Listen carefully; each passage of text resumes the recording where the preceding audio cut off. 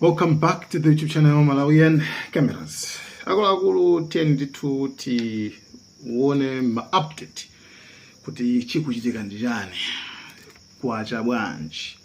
Tiyeni tiyambe ndi opposition leader wa kudziko la Israel mene akuyankhulira mene akudandaulira. I want the international media to look around you. Do you see any military facilities around you? The Iranians are targeting civilians. They are targeting civilians in purpose. What they're trying to do is to move this war from a war between armies to a war against civilians. This is the exact difference between a democratic country that is fighting for its life like Israel and a terror regime that is just trying to kill innocent people. Mamumva amene lidala ndithu tinene kuti itha kukhala ngati mwa MCP ya ku Israel chipani chotsutsa chimenecho. So amene ndi mtsogoleri wake amene ndithu akudandaula kuti Iran makamaka ikungophulitsa ndithu ma civilians. So this is what is happening in Israel. Pamene ndithu Iran yachenjeza kuti kukhala ndithu mkoke wa mabomba tizipoint ndithu 1 ton. So mano tiyeni tiyang'ane kuti kodi amene mkulu amene kulira kumene akulira kumene kuko tiyang'ane tifati pange measure tisiyanitse kuti kodi ndi ma civilians ngati amene ndithu aphedwa ku dziko la Iran komanso ku Lebanon poyerekeza ndi ku Israel. Nde tuone kuti kodi mkulu ameneyu kulira kwake kuli motani. So tilowe ku Iran. Ku Iran kumene ndithu ma civilians okwana 1230 amene ndithu anthu amba chabe amene ndithu pacha mukudziwa kale tu Israel mwaphulitsa so even manyumbaso ambaso residential areas. The same thing zimene akudandaula kuti Iran ikuphulitsa residential areas ku dziko la Israel. So as my 200 ndithu ananso 787 ovulala ku dziko la Iran. Ose number la same musunge manambala amene 1000 plus amene tundu ophedwa, right? Ma civilians amene sudu kamba za asilikali ankhondo koma anthu amba amene akuphulitsa zipatala, akuphulitsa chosefera madzi, akuphulitsa zili zonsezo.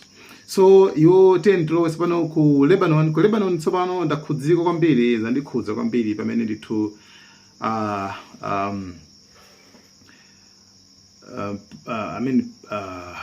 in the United States, Bishop Gregory Mansour at Bark of Brooklyn sent Rome Reports this video, recorded one day before the bombing that killed Father Pierre. Bring peace to this world that we ourselves have messed up, and bring it quickly, Lord God, for the sake of your people. Yes, busa amene ndithu kunali kupemphera nkhani okhuza kupemphera mtendere wa dziko lonse lapansi amene ndi ku Lebanon. Dzulo laliwisiri ndithu panga check news ndithu waphedwa ndithu amene priest wa ku Lebanon ndithu waphedwa. And kuphedwa kumene anaphedwa ameneyu amene Mulungu ndithu alandire mzimu wake chifukwa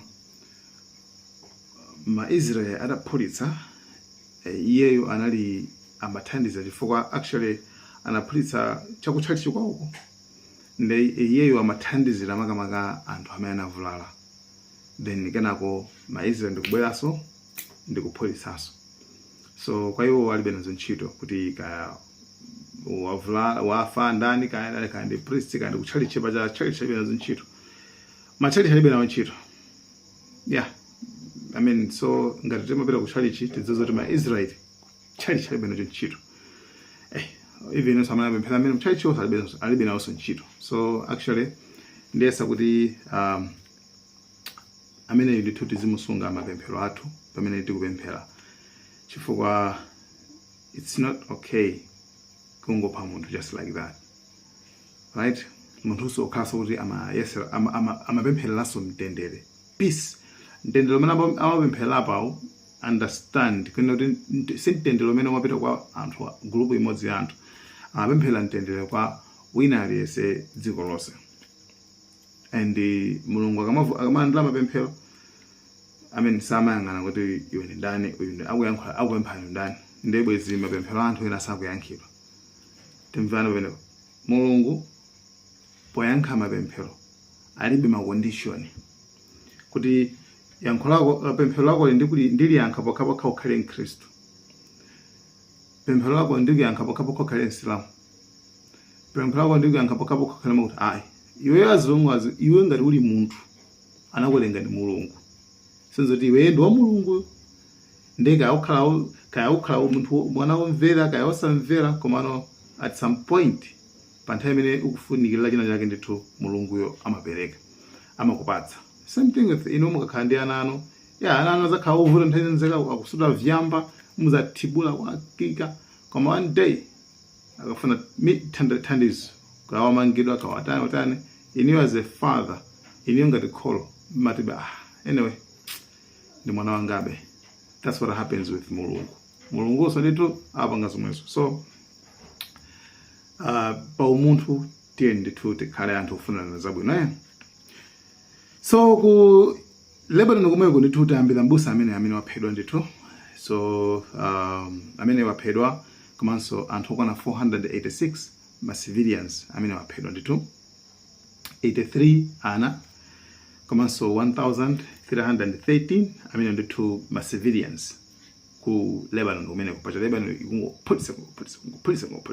So chimene chitikira Lebanon Israel ikupulisa ku Lebanon kumangopulisa pena paliponse kupulisa kumene akupulisa nkona kuti nkolanda malo, not like akupita kwa Hezbollah koma akalanda malo ndi kumangopulisa wina aliyense amene ampeze kupulisa. Anthu ambiri baja 700,000 baja asunthe apangidwa displaced achoka koma kusite kwina kucha. So zimene zinapanga ku Lebanon komanso apangaso ku Iran. So tatene tiyang'ane kuti ku America ndithu kwafa anthu okwana 7 amene alasirikali okhaokha amenewo. Ndeni mwafati lowe ku Israel. Ku Israel kwaphedwa anthu okwana 13. Ku Israel kwaphedwa anthu okwana 13. 13 ngati ma 13. 13. Tikangana nkhala kuzana wa civilians 13. Situ kulengera asilikali koma ma civilians 13. Iran aphedwa 1.3 ma civilians amenewo.